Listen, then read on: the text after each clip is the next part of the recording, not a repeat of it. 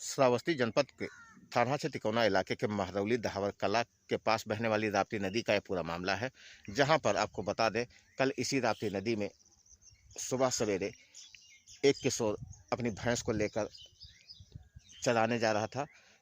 तभी जब वो नदी से इस पार से उस पार जाने की कोशिश कर रहा था, तो उसने भैंस का सहारा लिया और रास्ते में ही भैंस की पूँछ छूट जाने के कारण किशोर इस राप्ती नदी में डूब गया।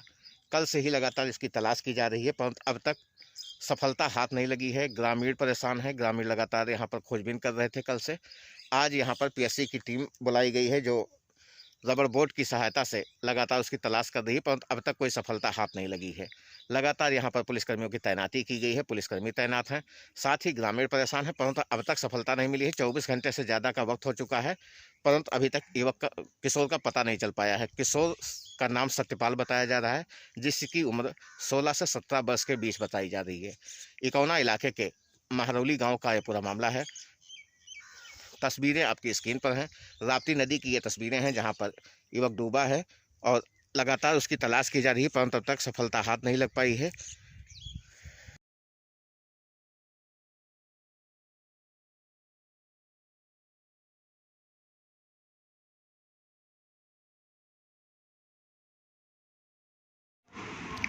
नदी किनारे की ये तस्वीरें हैं, जहां पर पुलिस की लगातार मौजूदगी है। साथ ही पीएससी के जवान भी पहुंच गए हैं, जो रबर बोट के माध्यम से किशोर की तलाश कर रहे हैं, परंतु सफलता हाथ नहीं लगी है। साथ ही ग्रामीणों का भी मौके पर जमावड़ा लगा हुआ है।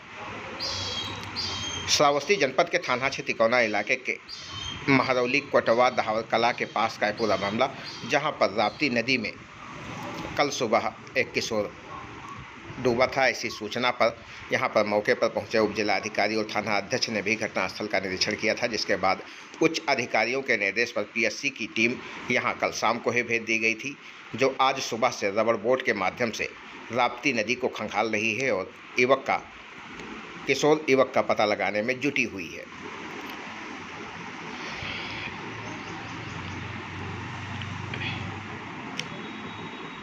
अट्ठाईस से 30 घंटे बीतने को हैं, परंतु अब तक किशोर का कोई अता पता नहीं लग पाया है। हालांकि पीएससी के जवान मौके पर डटे हुए हैं और कार्रवाई करते हुए रबर बोट की सहायता से उसे ढूंढा जा रहा है, परंतु अब तक निराशा ही हाथ लगी है।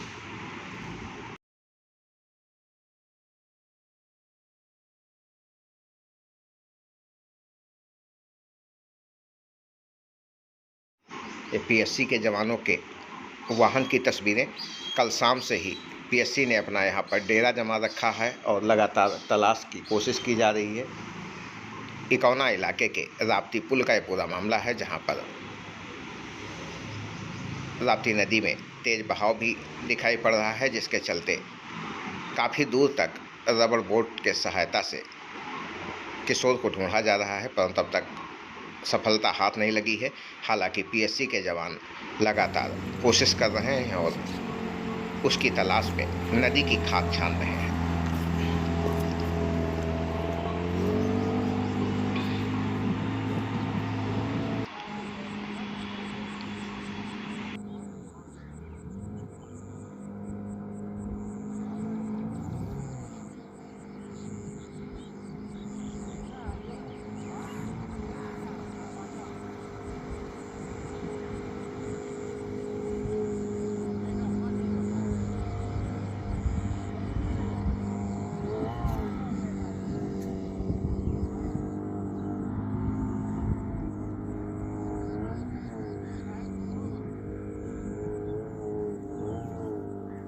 तो हम दिखा रहे हैं इकौना इलाके के महरौली राप्ती नदी की ये तस्वीरें, जहां पर